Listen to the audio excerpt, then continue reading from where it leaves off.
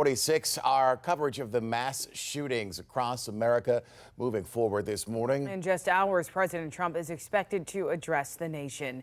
In El Paso, Texas, 21-year-old shooting suspect Patrick Crusius is now facing capital murder charges. The shooting is now being investigated as domestic terrorism and a possible hate crime. Then in Dayton, Ohio, authorities have identified the man accused of killing 9 people, including his own sister, as 24-year-old Connor Betts. Reporter Camilla Bernal has the latest on both investigations. We have to get it stopped. This has been going on for years. Two communities in mourning following a pair of violent attacks this weekend that killed nearly 30 people. We got shots fired. We got multiple people down.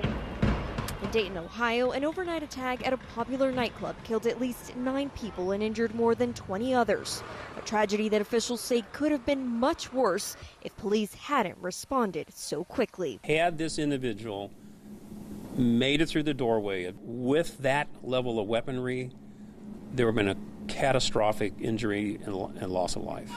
13 hours earlier and 1,600 miles away in El Paso, a 21-year-old suspect is accused of gunning down shoppers at a Walmart, killing 20 and injuring more than 24 others. Authorities are looking into a racist and anti-immigrant document posted online that's believed to be written by the shooter. The Hate Crime and Domestic Terrorism Fusion Cell has assigned personnel on this investigation. President Donald Trump says his administration is providing whatever resources are necessary to officials on the ground in both communities. He says he will make an official statement on Monday morning. We've done actually a lot, but perhaps more has to be done. But this is also a mental illness problem. If you look at both of these cases, this is mental illness.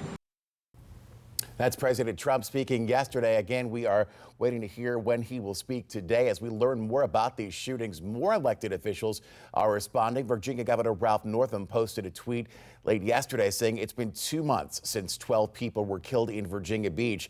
The governor says, I called a special session because we have a gun violence emergency. No action. Mass shootings in Gilroy, El Paso, and Dayton killed 32 this week.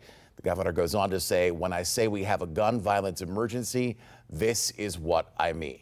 In the meantime, former FBI Director James Comey is calling out President Trump in a scathing new New York Times op-ed piece.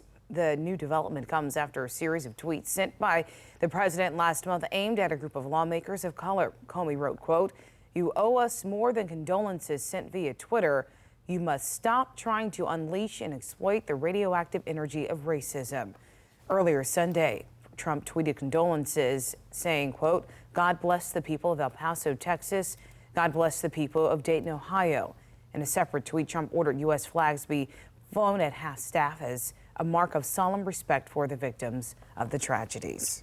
At 4:49, this is new this morning. The current head of the FBI now ordering a nationwide search for mass shooting threats. Sources say Director Christopher Wray has ordered the FBI offices across the country to do a new threat assessment in their local areas. Sources say Wray has stood up a command group at the headquarters in Washington to oversee this effort, and field officers across the country are now actively working to identify threats similar to the recent attacks. The FBI had already established a fusion cell this past spring that had focused specifically on white supremacists and hate crimes. 2 American men accused of murder overseas face the possibility of never coming back home.